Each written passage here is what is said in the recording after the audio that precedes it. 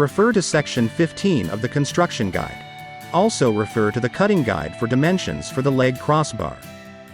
Please note that the leg crossbar will not keep your mattress in place, and it is not a replacement for the mattress strap.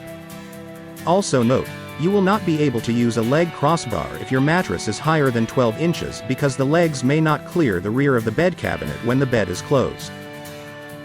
In this video, we are going to cover the construction and installation of the optional leg crossbar between the two folding legs of the Murphy bed. The leg crossbar attaches to the bottom part of the legs using the 2 1/4 inch diameter holes as shown here.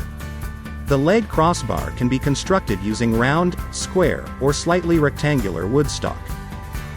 Metal tubing can also be used with a threaded rod in the middle.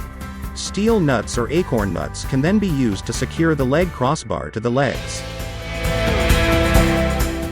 Here we are using maple stock cut from a strip of 1 by 2. 2 1/4 inch diameter or smaller round head wood screws will be required. Screws should be at least 2.5 inches long. An appropriate drill bit will also be required to drill into the crossbar.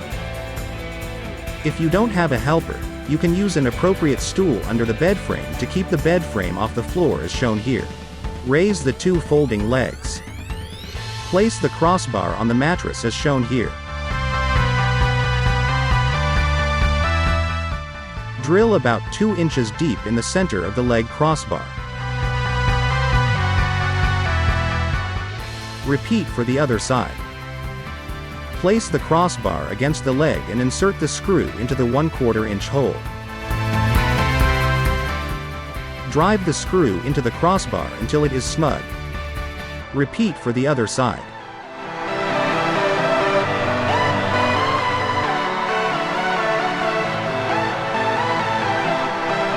The leg crossbar is now installed.